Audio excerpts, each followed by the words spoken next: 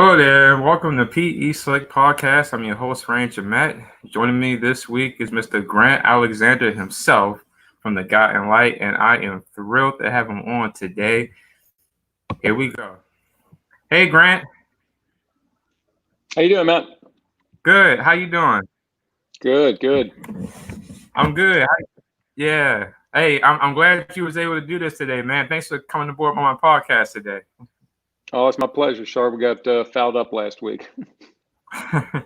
Hey, listen, I know things happen, so I'm not mad about that. I'm glad we was able to work out a different day, and here we go.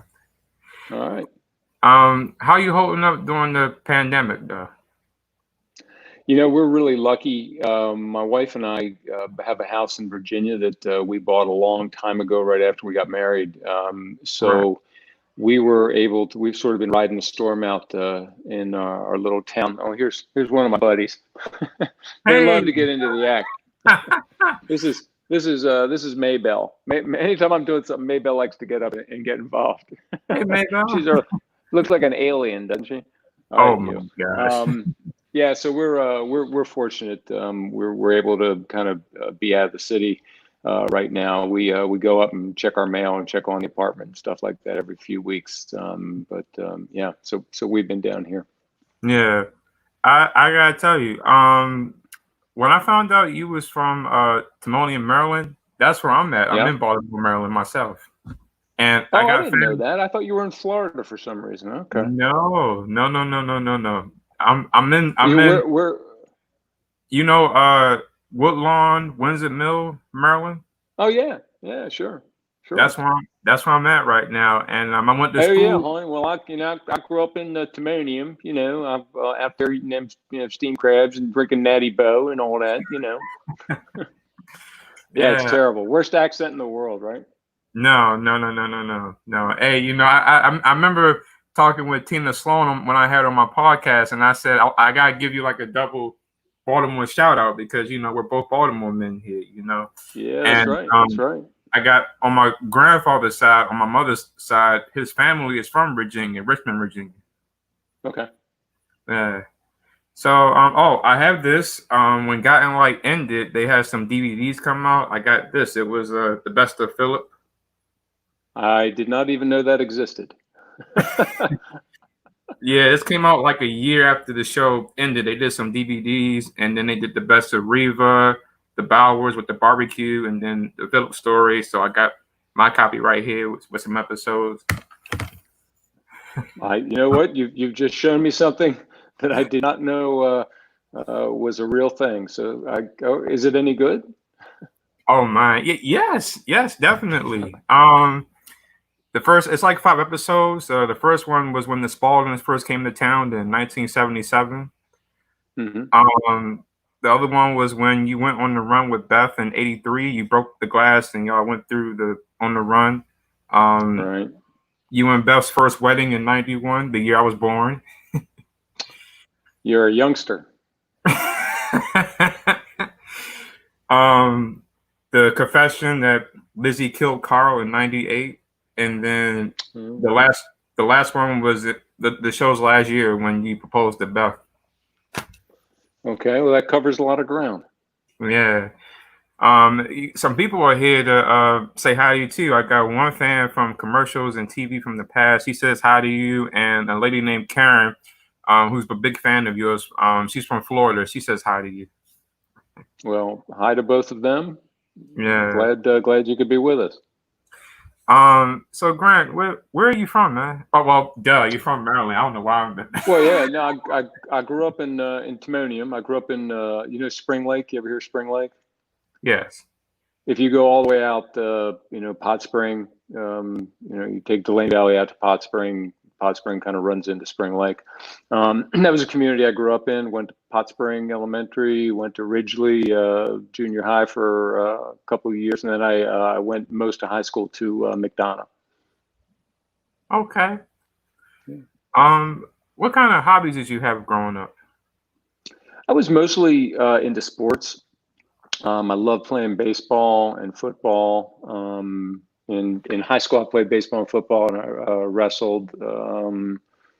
Trying to think of what else. I love golf. I mean, I really tennis. I just I enjoy playing all the sports. Don't play as Right. many as I used to. Now that I'll be actually turning 60 here in about a month.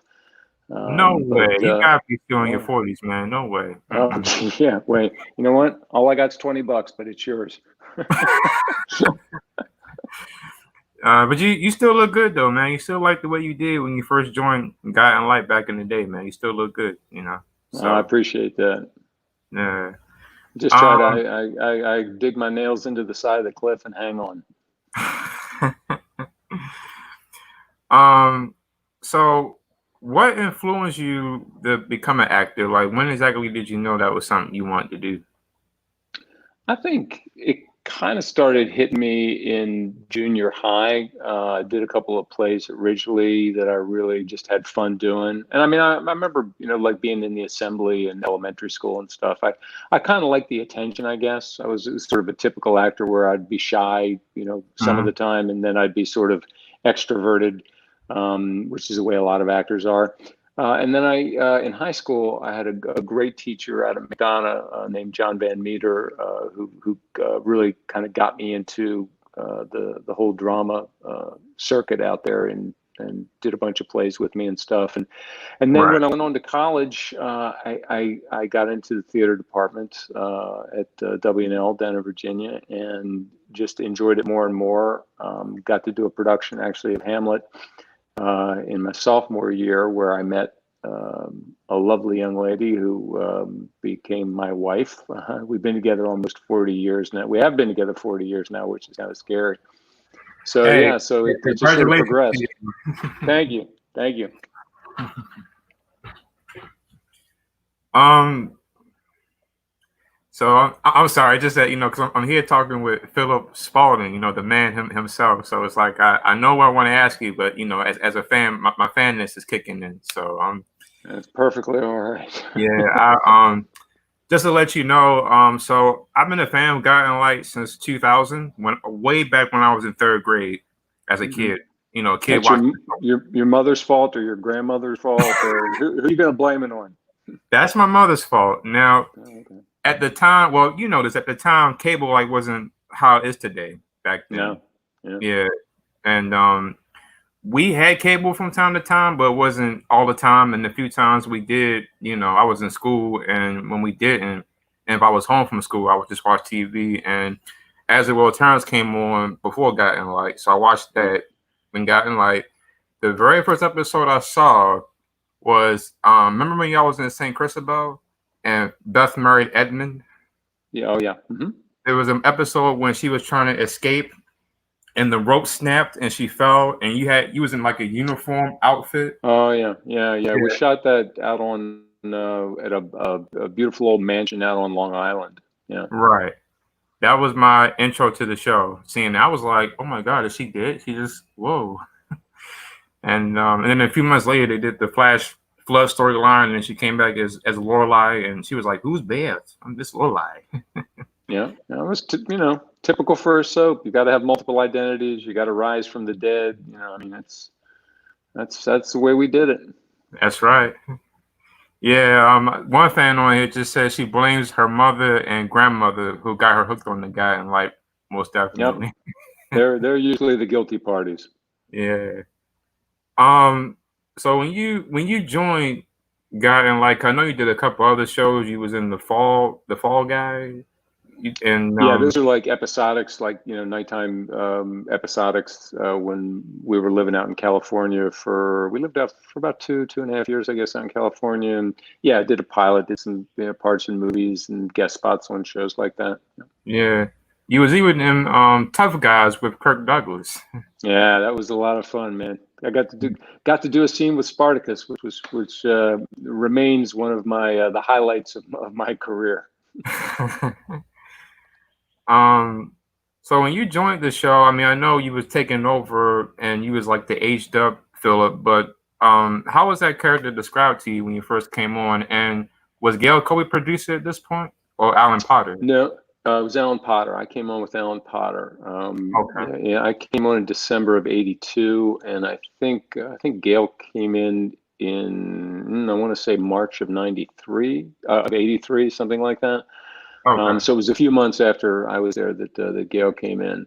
Yeah, and when I was reading for the character, it was really typical. I guess it still is typical on every show. You're going to have your angry young man, your rebel, guy, bad boy with a heart of gold, type character. Because I mean, it's just one of those characters that you can write a lot of story for, and that people seem to enjoy watching. And that Right. was sort of the character breakdown. Rich kid, not a bad kid, but gets himself in trouble all the time. um, was there any similarity or differences between you and Philip? You was Grant and Philip Spaulding? Yeah, I mean, I guess I mean, I don't remember getting myself into the same kind of scrapes that Philip got into. I've only been married once, uh, as opposed to the 7 times Philip has been married. But yeah, I mean, I was a young hothead in my own way, I guess, like most young men are at that age. Maybe a little quick-tempered and laugh a little too loud. So yeah, I guess there were some similarities. Yeah. Um. Uh. One fan wants to know. I was going to ask you about this too. What was your memories working with doing the triangle with Philip, Beth, and Lou Jack? Um, all good memories. We had a lot of fun. We had great writers on the show at that point, and they'd always give you fantastic stuff to do, juicy stuff to kind of sink your teeth into.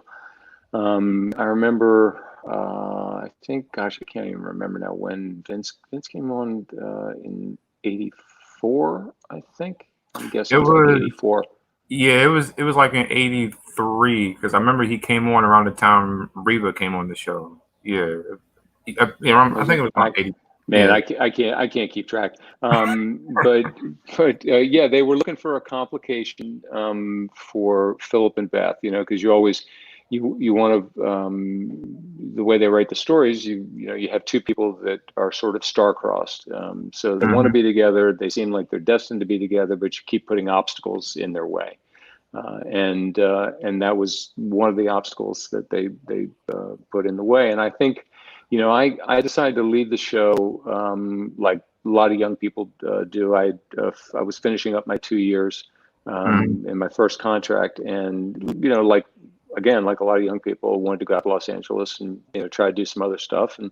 Right. And when I decided to do that, they decided to go ahead and put the characters of Beth and Lou Jack together, and I think they had a successful story with that. When you're gone, you kind of keep in touch a little bit, keep in touch Right. with friends and stuff, but you don't really see the show all that much. But but that's what I understood.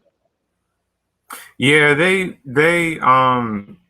had an interesting chemistry, Judy and Vincent, and because he was only there for like 2 years too, and then they killed off Blue Jack in that explosion, and um, then they had. Did you know John Bolger who took over Philip when you left? Yeah, I didn't know John at the time that he took over, but I met him, subsequent to that when I came back to the show, and our paths have crossed a number of times over the years. I had heard while I was gone Mhm.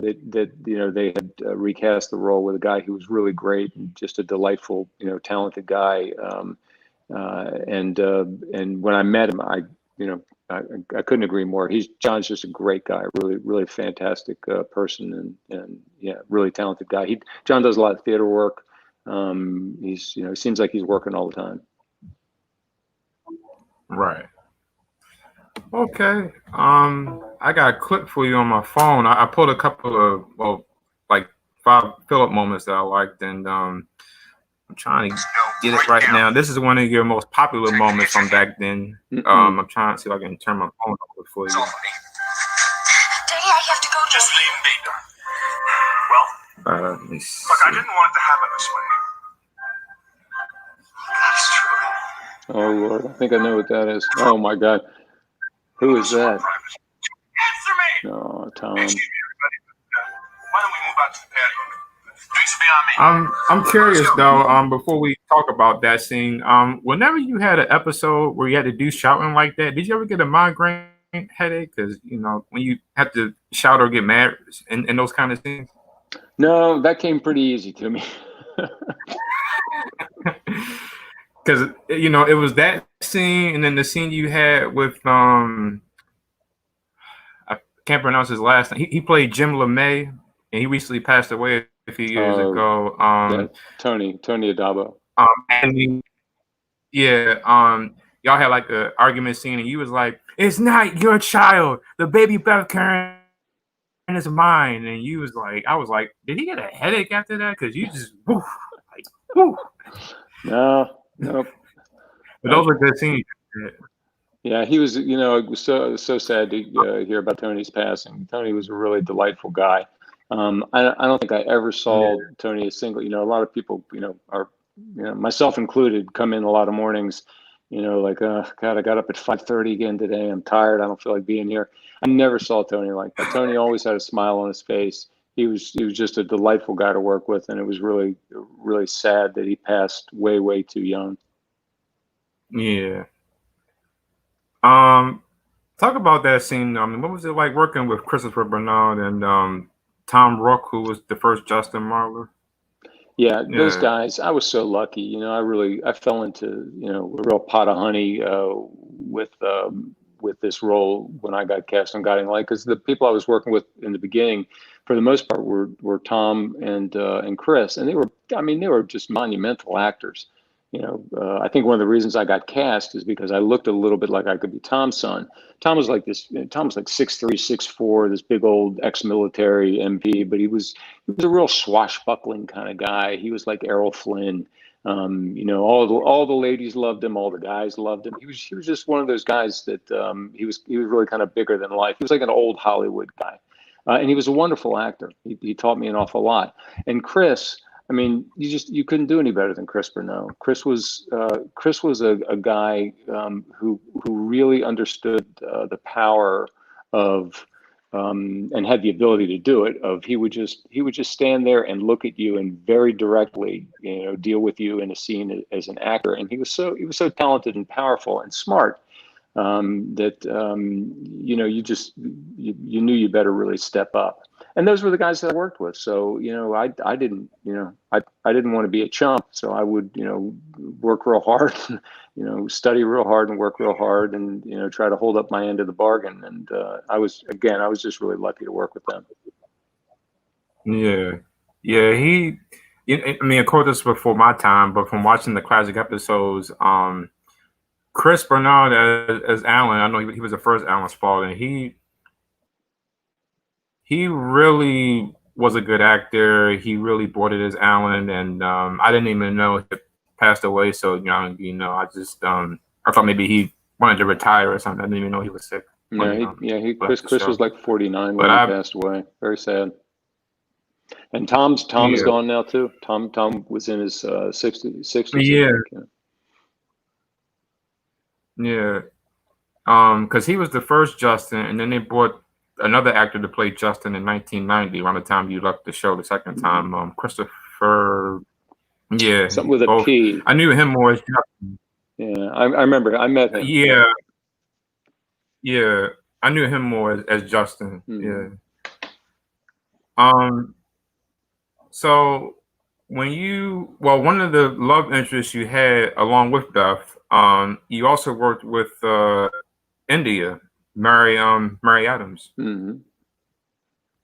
Yeah, she was a very dynamic character. Well, the few times they brought her back for visits, that was they did the one where they did the Philip ex-wife club, and she came back with all of them. The big club.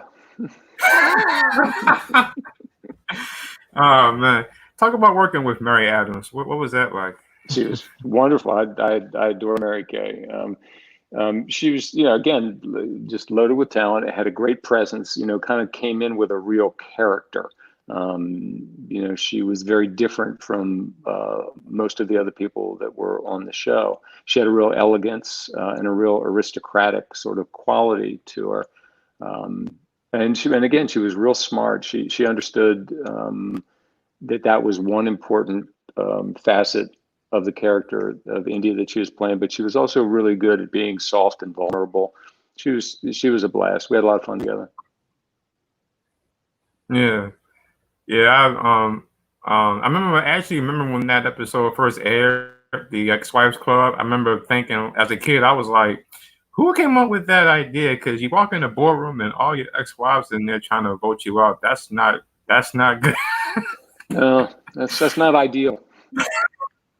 Right. um.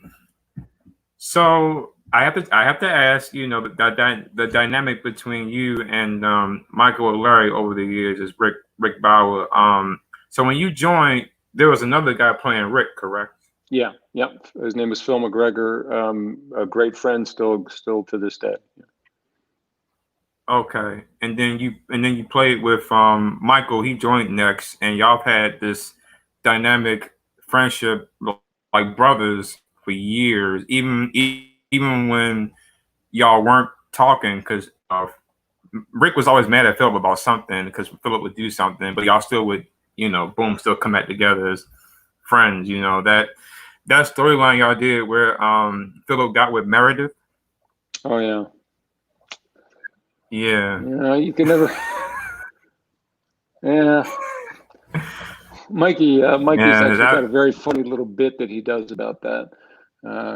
He said that Philip, would frequently come over to his apartment and say he needed to borrow the vacuum cleaner or something, and would end up in bed with one of his girlfriends or wives or whatever. Yeah, they wrote that a lot, and we just kind of work our way through it. It did seem you did often have to wonder how Rick could forgive Philip for so many of those things that he did over the years. But we, they always, I think their relationship, their friendship was, like the most important thing to them.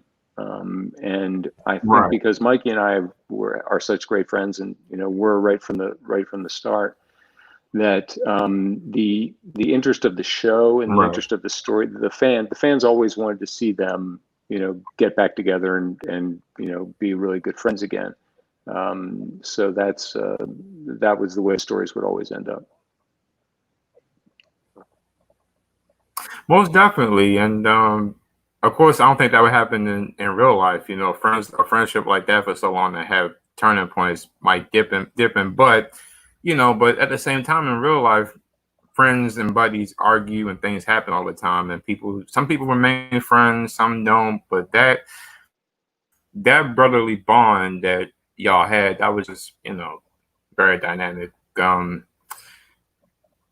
So I know right now Judy Evans has been in hospital with what's been going on with her. But what was your memories working with her when she was first cast? Can you hear me? Yeah, we were breaking up just a little bit there, but I think Oh, I got the gist of what you were asking me. Yeah, they went through a really long casting process trying to find the characters of Mindy and then Beth, and then mhm, when Judy came in, we went through a lot of Mindys trying to find the right Mindy, and then Krista won the role. When Judy came in, it was pretty obvious from the get-go that she was just going to be perfect for the role. She just had she had a really wonderful, quality, sort of a broken, vulnerable, kind of quality to, what she played, and that was perfect for Beth. And I think that first year that we were all working together, the story was so good, and we were all really well cast to play the roles that we had. I think it's one of the best years right. of story that the show had. Yeah, she really was the sweetheart side of Beth, and Mm-hmm. I like the dynamic that y'all had. There's actually a scene somebody put on YouTube when Philip first met Beth, And I actually did a montage. I'll email it to you later, but I did like a montage of Philip and Beth. Uh, Next to Reva and Josh, y'all was one of my favorite couples. You and Judy, and you and Beth Chamberlain. We were lucky. We were lucky. We got to, if you get to be in a good group and it's a good story, a lot of times it'll last for a long time. Yeah. Was it a challenge when they brought Beth back and Beth Chamberlain took over the part for Judy? I wouldn't say it was a challenge. It was just sort of getting used to somebody being different. One of the things that made it easier is that there was such a gap in time.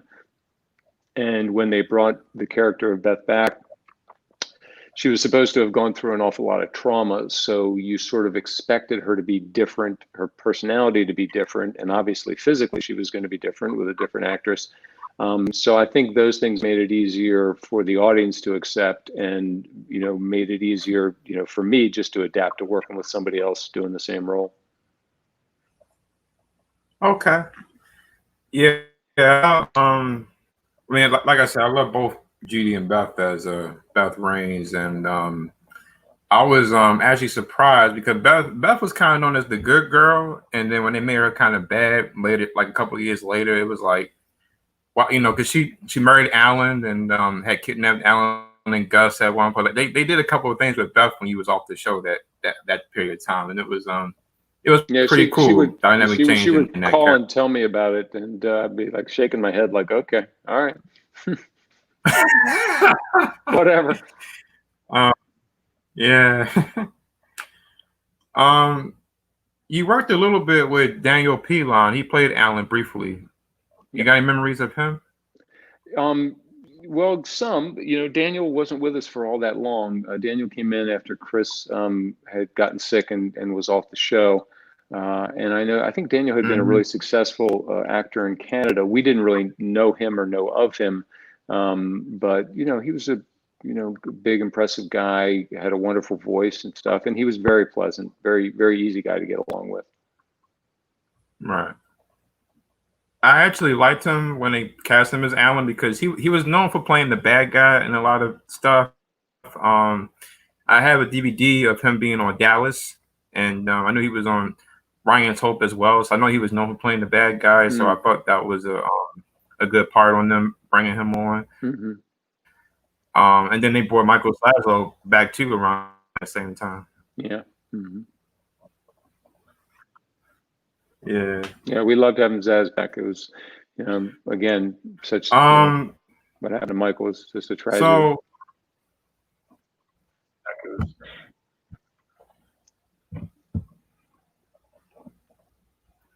okay. Can you hear me? Yeah. Mm-hmm. Can you hear me? Yeah, I got you. Okay. I just did that. My internet signal goes out a little bit here and it'd be retarded. So sometimes I gotta do that with the screen a little bit. So you came back in '86 after you left in '84. What was it like being back on the show even though you left 2 years later? It was great. It was like a homecoming. One of the wonderful things about working on a soap is that it is a big family. And it's not just the actors, it's, the people that work in, hair and makeup and property department and the cameramen and the audio guys. I mean, it's a big operation, and you get to know, you spend so much time at the studio, you get to know people really, really well. You get to know about their families. And so when you leave, there are a lot of people that you miss. And when I remember coming back in '86, it was a great time. We've been out in Los Angeles for, I guess, 2.5 years, something like that. And we had a great time out there, and had, done, different things. But it was, it was really great to come back to the show and come back to the East Coast. My wife and I are both from the East Coast, and we sort of missed having 4 seasons, because the weather is, kind of always the same out in Los Angeles. But coming back to the show was just great to be able to see a lot of people that I'd missed. Right. Okay. Yeah. I'm glad you came back. I mean, I know you left again in '91, and we'll get into that in a minute. But yeah, I don't know, man. I mean, it's something about you and your presence on that show that always made that was. I always thought that's what made Guy and Light was having you on the show as Philip. You know, I was a Oh, big Philip fan of your well, work. that's nice of you to say. I got very lucky to get that character, and I'm repeating myself now, but so much of it. There are a lot of people. A lot of people played Philip. A lot of people could play Philip, but you got to. Sometimes you're at the right place at the right time for the character that you're right for. And I think Philip fit me, and I fit Philip, and I was always really grateful that they, when times when I would leave the show, they would leave the door open for me to come back. It was always great. Yeah. Talk about your memories of working with Carl Evans and Rick Curtis as Alan Michael, Well, two guys your brother. playing the same role, but um, kind of different. Rick was very serious, very studious. Worked really hard at his craft, and you could tell. Very talented and determined. Always had fun. We always had a lot of fun working together. And Carl was kind of the opposite in some ways. Carl was, I think he worked harder than he let on, but he would come in, like he had just rolled out of bed.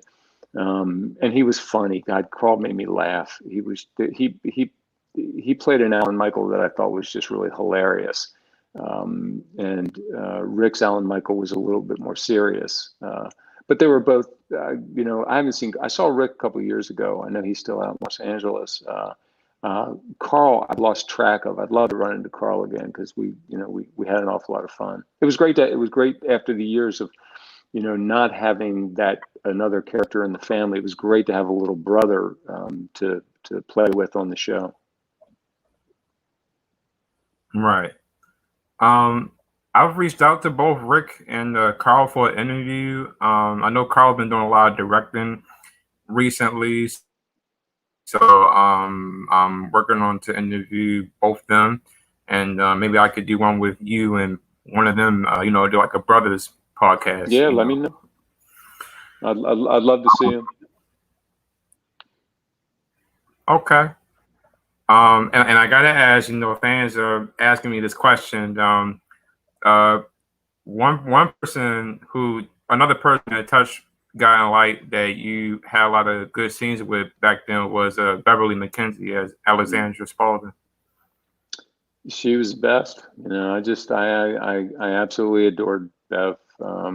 She was a really close personal friend, and um, she's just somebody I learned an awful lot from. Somebody that always, in bad times, having her around was always very comforting. She wasn't. I guess she was technically old enough to be my mom, but she was a little bit like a mother for me on the show. Sometimes when you're in the people that are part of your show family, story family, if you get along, Mhm. sometimes they kind of start to feel like your family. But Bev and I were very close. Yeah, when I was watching the show, I was going to ask you about this later, but I guess we could talk about it now. When I first watched the show, they brought on Joan Collins as Alexandra, and she was Dynasty. Yeah. Yeah, Yeah, and Joan, then Margie Say. she was fun. Joan was a real hoot. She was totally different than what I expected her to be. I kind of expected she was going to come in Mm, and, be like, well, I've, old Hollywood, made all these movies, worked in a lot of nighttime stuff, maybe put on some airs. Totally the opposite. She was just from day one. She came in. She worked really hard. She wanted to rehearse her scenes to make them as good as possible. She got along with everybody. She didn't ask for anything special at all. She was really a lot of fun to have around. right. Yeah, I know she only did it for like 3 months, and then they brought back Marge Doucet, who had took over for Alex after Beverly left. Yeah. Another great actress that we lost earlier this year. Yeah. Yeah. Yeah. Yeah. Marge, again, seems like that role attracted just, big people. Marge was another big presence. Uh, again, just somebody you loved having people like that in your cast and on the show. Marge was such a pro. She would always come in prepared. She had this really sort of quirky, eccentric personality that she gave to Alexandra, and she was funny as hell. God, Marge was just funny as hell.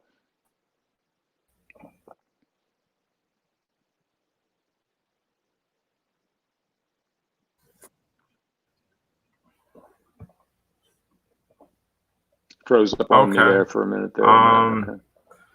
Yeah, when I first, yeah, I don't know what happened there just now. But I got you back though. Okay. When I first saw Marge, she was on All My Children, Mm-hmm. and then they brought her back to the show, and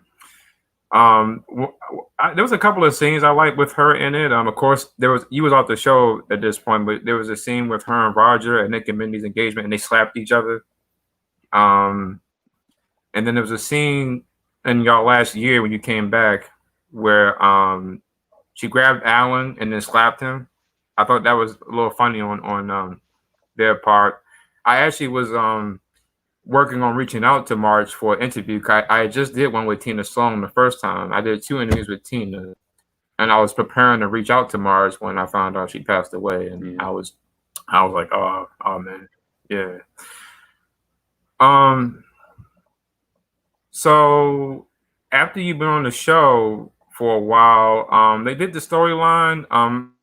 I was curious if you knew what happened with you guys. Neil Everest and Gary Swanson, I John O'Connell and William. Patrick, yeah, Patrick O'Connell, and Patrick and I became, and he was married to a woman named Maggie, an actress as well. We all, and my wife, the 4 of us became good friends, and then they moved back out west, and we sort of lost touch with each other. But Pat, he was just again another really really interesting, delightful guy, sort of unusual kind of person to get cast on a soap. Patrick's kind of guy that does a lot of theater. You see him doing a lot of character parts in, movies and TV shows. But he was an unusual person to come onto a soap, which made it all the better because he really, added a whole, just a whole different color to the story than it would have been if you had just brought in somebody that was sort of typical. He was a wonderful actor. Yeah, And Gary, I think wasn't Bill yeah, Bill that Sullivan played Gary Swanson. I Bill think was it Sullivan. wasn't it Bill Sullivan? The characters sometimes they run together in your Yes, head after a yes. while, but I think that was character. I didn't really work with him a whole lot, just a little bit. Nice guy, just didn't get to know him very well. Okay. Yeah, that whole storyline with the towers bombing, the technology they used with Beth running up and Gary carrying you, and all 3 of y'all like fell back when the whole thing blew Oh up. yeah, I That was forgot about that. um Yeah, that was pretty good. 1990. Yeah, 1990. Yeah, that was I got some episodes on DVD and from 1990, and that was one of my favorite storylines of that year. Was that, and um the police had questioned you about the detonator that was in the car, and you was like, "No, that's not mine." And you was like, "I have no idea." And Beth was pregnant with Lizzie. I mean that was good writing. I believe Pam Long was a hit writer at that time. You may well be right. I can't remember.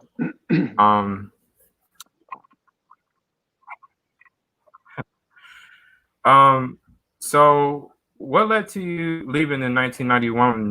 'Cause I know that was the year you and Beth and Michael Larry and Robert Newman, you all left the show around that same time. Those guys had different reasons. My parents passed away within a very short period of time in the fall of 1990. My dad died in September, and my mom died in November. And it was my mom had lung cancer. We knew that she was, passing away.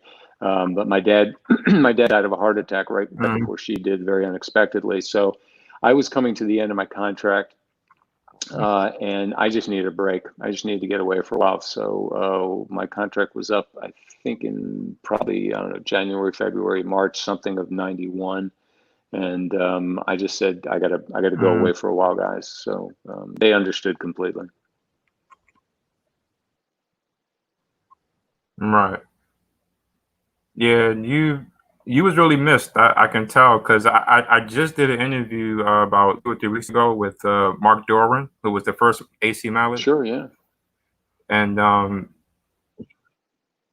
yeah, he talked about how after you guys had left, that character and Roger became kind of the center of the show. And then he went to All My Children. He was a crazy man, from what I understand. Yeah, it was Alec fun. Alec McIntyre. That was a lot of fun. Yeah, I got it was, one of the guy that was the head writer for the show at the time for All My Children.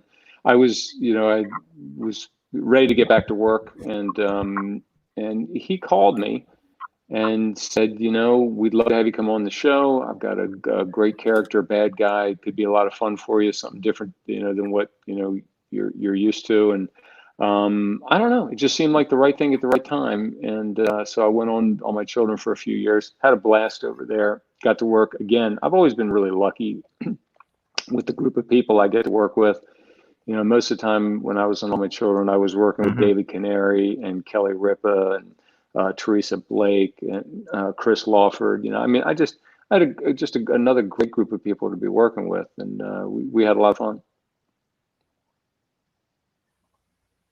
Yeah, I have to send a special shout out on that part because my mother was a huge David Canary fan from his Bonanza days Hmm. as Candy, and when like around 2008 when they had brought Debbie Morgan back on the show, and because he was a children fan, she just needed CBS shows. And she was like, "Is that Candy on a soap opera?" And I was like, "Yeah, that's okay." And then I found out a few years later that you had been on there and that you worked with him and Kelly Ripa and a couple other people on there. Did Yeah, you work David with was just a Michael Ian Knight, who was Tim Martin? Michael and I worked together a little bit. Michael and I had known each other for a long time, because we both came on to our shows the same year. We both Mm, came on in 1982. And the soap world is a small world. It's everybody kind of knows everybody. And you do, back in those days, we did a lot of like mall appearances and things like that. You'd go, sign autographs, take pictures, do Q&A type stuff. And Michael and I, got to know each other doing that, playing softball games, stuff like that. So Michael and I had known each other well for a long time.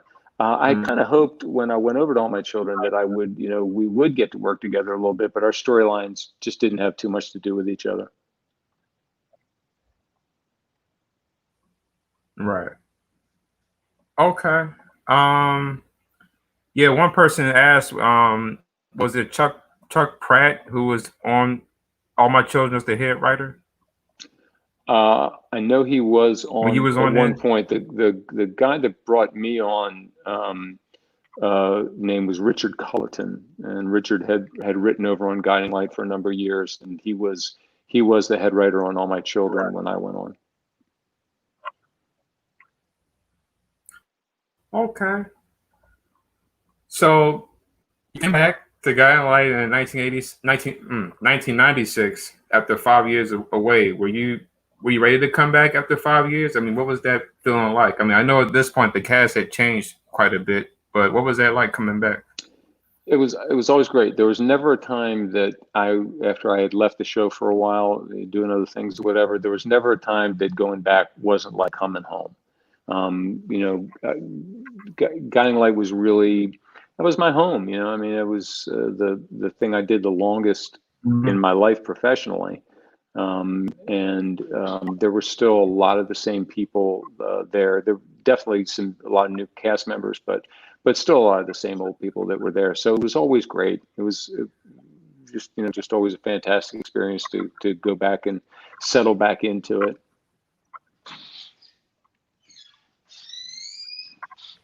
Right. He wasn't there long, but when you came back, Rick Hurst had left the show, and Michael Dietz played Alan Michael for a brief while. Do you have memories of him? Yeah, sure. Again, Michael was kind of a cross between Rick and Carl. He was an interesting guy. We didn't get to work together long enough really to get to know him as well as I knew the other guys. But yeah, we had fun. Okay. And I gotta go back a bit 'cause I forgot to mention two actresses that you worked with that I liked. Um, Worked with she was Blake at the time, Sherry Steinfeld, who went on to be on ER Hmm. before Liz Kiefer. Yeah, Yeah, her and both of them great. Lizzie, I still see and I'm in touch with and worked for a the long first time. Amanda. Sorry, go ahead. Yeah, I've had Liz on my podcast. She's a real nice lady. I loved She's her very as Blake. Yeah. And Sherry was great. You know, I think And it was Sherry's. It was Sherry, her first job, I Sherry, think. I saw her on ER.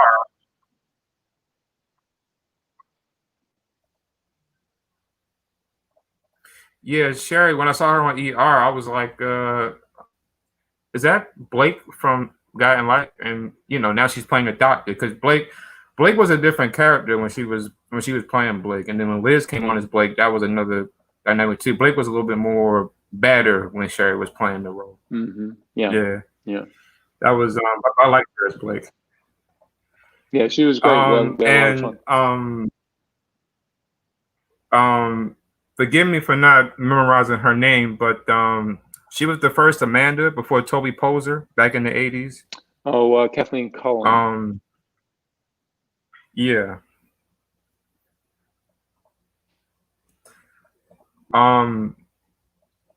So when you came back, Toby Poser was playing Amanda. She played that for about 3 years. Any memories of her?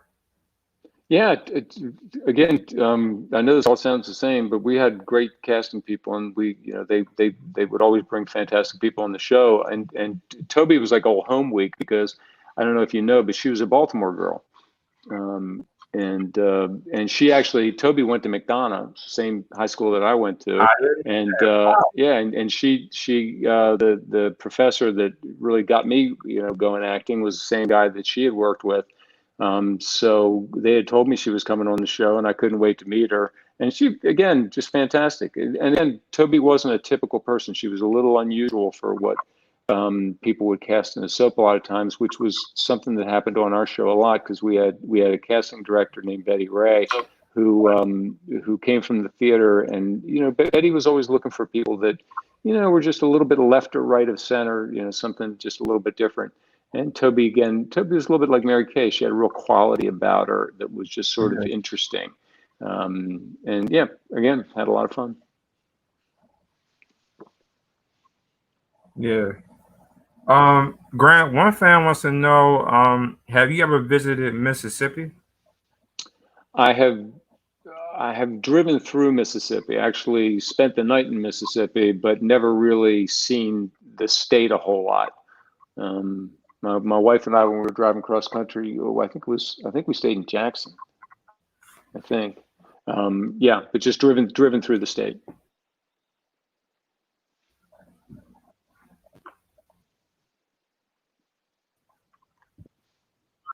Through the state. I came back to the show in '96, and then the following year they brought Beth Ellis back as Harley. You two was paired together, and that was one dynamic person for Philip and Harley being together. Yeah, that was an unusual pairing. I actually had a little trouble figuring that out at the first because they had always, they had written when the characters of Harley and Alan Michael were together.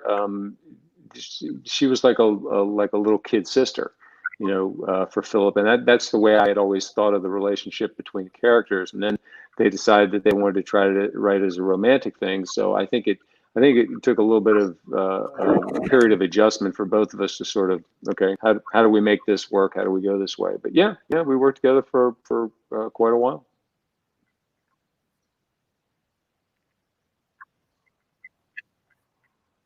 Yeah, won the award for best couple, the Soap Opera Digest Award in '98. I think you're right. Yeah, that sounds right.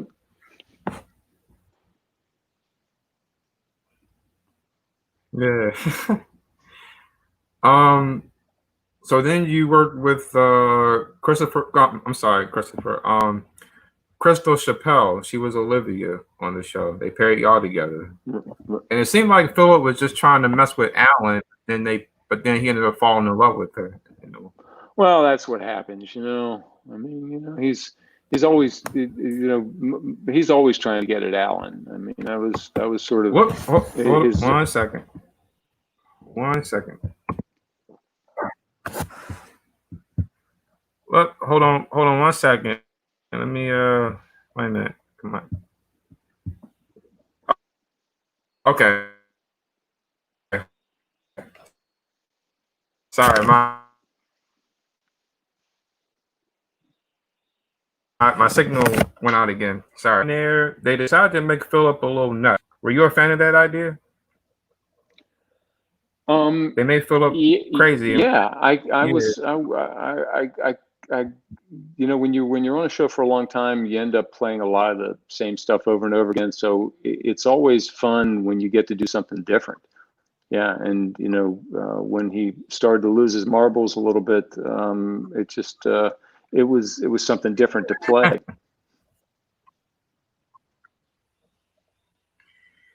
Yeah, that was an interesting turn that they took that character into, because I was like, Philip, now he went crazy and kidnapped children and all that. That was interesting writing. Yeah. So was it your decision or the show's decision when you left in 2004 when they killed you off? Oh no, that was them. I was up. I had a couple of months left on my contract, and it was a time on the show where they were, I think, trying to pare expenses down, and I never was quite sure. Well, that's a different conversation. But no, that was their idea. They didn't pick up the option on the last part of that contract, the last cycle of that contract, and we parted amicably. And I went off and started doing other stuff. Yeah, you went on to do directing. Talk about that. Yeah, it's something that I'd always wanted to do. When I was in All My Children, they had given me the opportunity to sort of intern directing. There was a producer over there named Gary Tomlin had sort of started training me, and then Christopher Goutman, who was one of the directors, took me under his wing and started to train me there. And I did it for a while over at All My Children, and then that was right before I came back to Guiding Light in '96. Guiding Light called me, and they made me a really nice offer to come back, and it just seemed like the thing to do at the time. And I figured, well, maybe I can try to get back to this over on Guiding Light. That didn't really work out. So when I was gone from the show in '04, Chris Goutman was directing or was producing over at As the World Turns, and he had told me a couple of times, if you're interested in getting back into this, give me a call.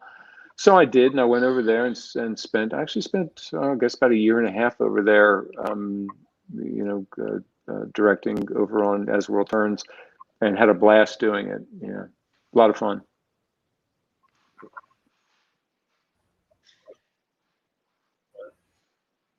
Yeah. Well, I guess it's maybe a time, but some people do you have a favorite storyline that you did? I I always answer this the same way. I think for a couple of reasons. I would have to say my favorite storyline would be the story that we did the first year on the show. One, because it was my first big job. It was so exciting. Life was, we were young. We were, doing what we wanted to do in New York, and the world was just great. And on top of that, the story that they wrote us was really fantastic. I didn't, when it's the first one you do, you kind of expect that they'll all be like that. It was only looking back after a period of time that I realized, how fortunate the four of us were to be in a story that was really, really well written, and that we were all really well suited to the characters we were playing. So that nostalgically, Right. that's kind of always been my favorite story. Okay. Talk about your Lizzies, Hayden Panettiere, who went off to do bigger things, Crystal Hunt, and Emmy Riley. Yeah, again, three delightful young ladies. I had a blast with all of them. There were several times where I thought I might just pack Hayden up and bring her home, because she was my little buddy. She was just so Hayden was just so talented. I mean, she was just so good, and you don't usually see that in a child. Really, she was a child. She'd have ideas about how she wanted to play the scenes, and she was so professional. She always knew her stuff. She would go with whatever was happening in the scene. And it was no surprise to anybody that after she left the show, she went out and did, great stuff. She was actually doing some of that stuff while she was still on the show.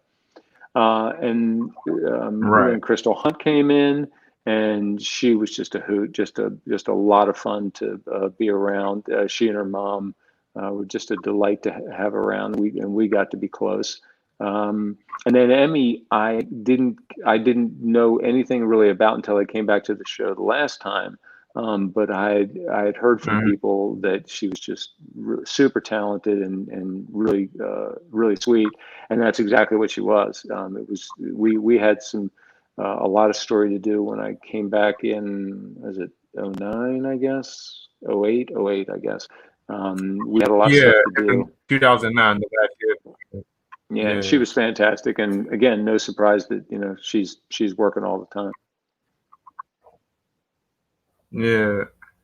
I gotta say, from a fan point of view, because mind you, when y'all went off the air, I was in high school, my last year of high school at the time. But that's when I kind of started following Guy and Light and studying the show and the characters. And I gotta say though, I mean, I don't know if you have anything to add about this, but look, you okay? I see.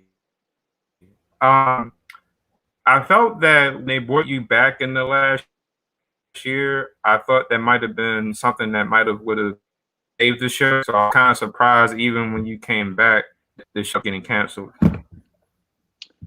Well, when I went back to the show in 08, I went back knowing that there was a really good chance that that the show wasn't going to be around for too long, because that's the writing was really on the wall. The people at CBS that were in charge, and the people at Procter and Gamble, I think were all really interested in moving on. They didn't really want to be in the business of doing soaps anymore. And the ratings had fallen, considerably. Although those ratings would look pretty good now. Right. I think some of them would wish that they hadn't taken the shows off the air, because if you look at the four that are left, they keep a very steady rating. So how wise that decision was, that's for somebody else to tell. But yeah, so when I went back, I knew that it might be sort of a swan song, and I really felt strongly that I wanted to be there. If that was going to be it for the show, I wanted to be there when it went off. Right. Yeah, and that storyline they did with Philip dying with the disease, and then the transplant with Alan, I thought that was a good writing on your part. I remember when you left, like I said, we talked about Philip had kind of went crazy, had kidnapped the kids, and they didn't know what to expect of you when you came back? Were you gonna be the good guy, the bad guy? Did you want revenge? Because we found out later that Alan was the one that shot you, of all people, your own father, put the bullets in you. Like, yeah, what are you gonna do? You know, it's a messed up family. yeah, I know. It's like you would think one of your ex-wives would do that, but not your father. I mean, that's pretty steep there. Um, I actually have this clip on my phone right here. It's the your promo when you first came back to the show. November 12th, Wait a minute, let me 2004. see if I can. November 12th, 2004. Left with a bang. February 9th, 2009. He returns with a vengeance. Did you miss her? There's some people I can't wait to say hello to. Philip Spaulding returns to Guiding Light, CBS weekdays. Yeah, yeah. That was a good promo.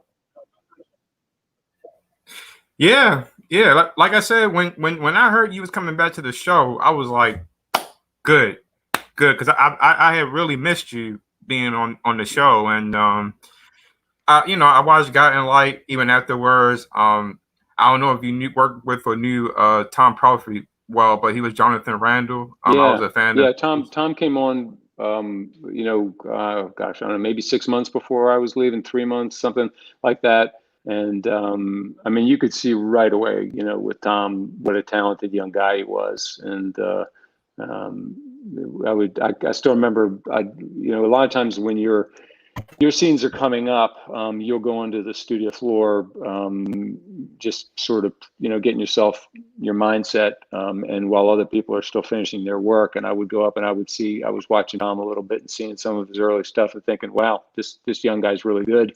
The show has really found somebody that'll help him. So I wasn't surprised that he did as well as he did, and that he's doing is great. I don't know if you've watched this thing he did on Ozark this year, but I mean, he did some amazing work. Yeah, I could really tell he really was a good casting when he came on the show, and like I said, when you was gone, I kept up with the show, and because he had left like maybe a year or two before you came back, and him and a few others was kind of what I liked about the show toward the last end, and when you came back, I was like, they bringing my boy Philip back to the show, and then April Fool's Day, Guiding Light's canceled. Like, y'all gotta be joking. Y'all gotta be joking. Yeah, we thought it was a joke too. Yeah. I had him on my show, Ron Reigns. Any memories of him as Alan? Because he was the new Alan when you came back in '96, and he played the role until the very end. Oh yeah, I was just texting with Ron yesterday. Ron and I immediately became really close friends. Ron's only 12 years older than I am. He tended to play a little older than his age. So we were actually, closer to like older brother, younger brother. And we became really good friends and still are great friends, to this day. So yeah, and we had a blast. Ron was very easy. It was very easy to pick up the relationship, the Philip and Alan relationship with Ron. Okay. I'm sorry. I'm sorry. I'm sorry about that again. That's okay. Hey, Matt, can I ask you? I should have asked you about this before. I gotta. Can you hear me? Matt, can you hear me? Yeah. I think we're freezing up. Matt, I'm gonna have to cut out around 2:00. Yeah, I can hear you. Yeah. I can hear you. I'm gonna have to cut out around 2:00. Does that work okay for you?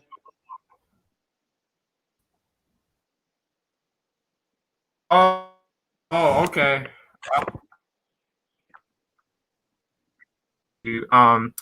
I just sort of, I didn't ask you, but I sort of assumed it would be like an hour thing. I'd be happy to talk to you again, but I've got a meeting scheduled. No, that's fine. We'll get back and I'll email you in like maybe 2 or 3 weeks from now, and we'll try to do another one of these because I know there was like a few more things I wanted to touch on with you as Philip, and you also worked on Capital too. You was DJ Phillips too. That was Yeah. something else I wanted to talk about as well. But Yeah, that was an interesting experience. Yeah, and his last name was your first name on on Guy and Light as well. Yeah, I don't think that was an accident. Yeah.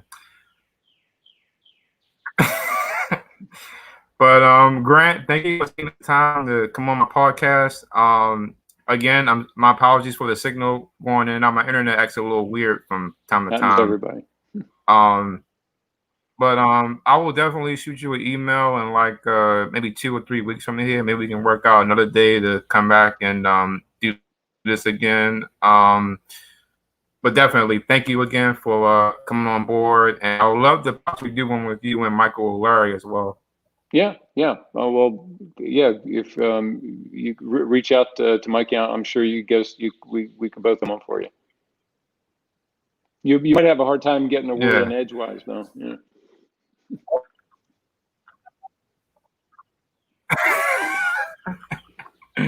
Oh man. Well, listen. Thank you again, Grant. And you also made my birthday special. My birthday is on the 24th of July. Oh so man, this is a pretty good birthday. Happy birthday to you. We're pretty close. I'm August 6th. I knew somehow we was connected. I mean, through Baltimore and now birthday wise. So hey, there you go. So Grant, thanks again, man. I'll send you an email afterwards to thank you, and enjoy the rest of your day, man. God bless you. All right, God bless you too. Take care, man. You too. Thank you. Bye-bye. Well, guys, thanks for tuning in to PE Slick podcast. Sorry again for Karen. Hey, here we go. You're the 22nd. I'm the 24th. He's August the 6th. We're all connected here. I'm going to try to reach back out to Grant again and do another interview in like 2 or 3 weeks from now. And I know there was a few more questions I wanted to talk with Grant about.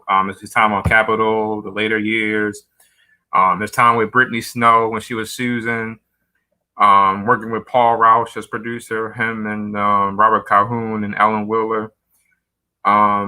But we'll get back into that. Probably in between now and next week, I'm going to post my interview with Forbes March. He was Nash on My Life to Live and Scott All My Children. That was over the phone interview. And I'm also working on trying to do an interview with Beth Chamberlain as well, and Michelle Ray Smith as Ava Peralta. But thanks again for you guys for tuning in. I had a blast. I'll keep you guys posted for the next interview. Thank you, Karen and Miss Neeler, and let me go back here. And I'm from Atlanta. Nice to see you. I'm sorry I didn't get into that one. Nathan Banks, commercial and TV from the past. Michael Blackston. Thank you to all y'all for tuning in. And until next time, I will keep you posted on things. And so until next time, you guys have a good day now and good night. God bless. Bye-bye.